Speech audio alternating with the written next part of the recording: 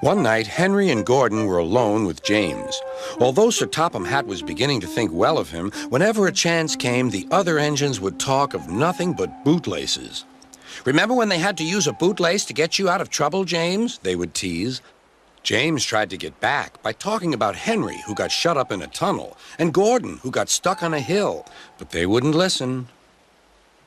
"You talk too much, little James," said Gordon. "A fine, strong engine like me has something to talk about. I'm the only engine who can pull the express. When I'm not there, they need two engines. Think of that.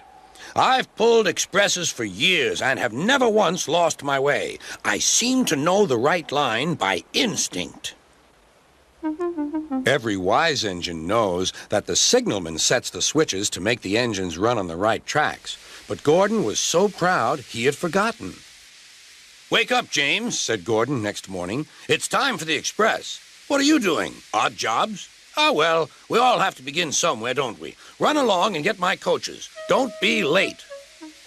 James went to get Gordon's coaches.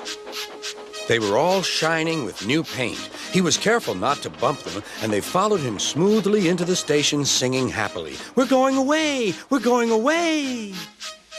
"I wish I were going with you," said James. "I should love to pull the express and go flying along the line."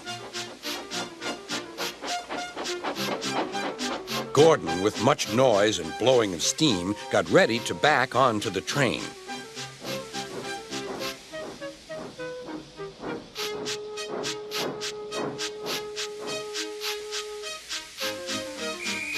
Sir Topham Hatt was on the train with other important people, and as soon as they heard the conductor's whistle, Gordon started.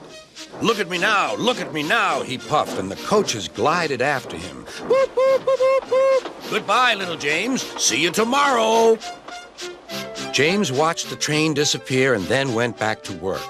He pushed some freight cars into their proper sidings and went to fetch the coaches for another train.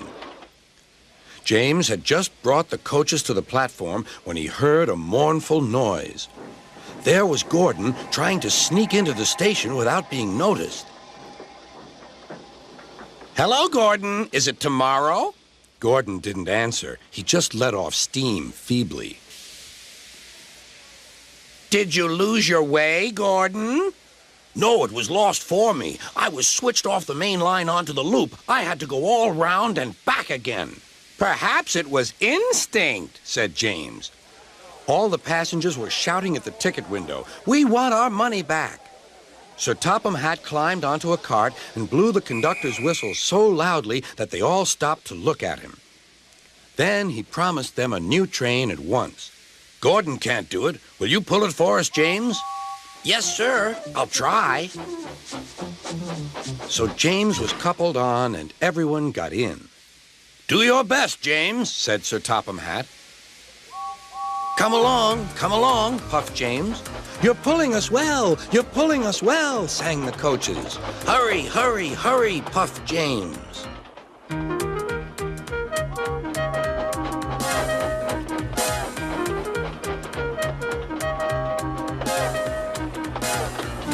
Bridges and stations flashed by. The passengers cheered, and they soon reached the station. Everyone said thank you to James, and Sir Topham Hatt was very impressed. "Well done. Would you like to pull the express sometimes?" "Yes, please," answered James. Next day, when James came by, Gordon was pushing freight cars. "I like some quiet work for a change," he said. "I'm teaching these cars manners. You did well with those coaches, I hear." "Good. We'll show them." And he gave his cars a bump. James and Gordon are now good friends. James sometimes takes the express to give Gordon a rest. Gordon never talks about bootlaces, and they're both quite agreed on the subject of freight cars.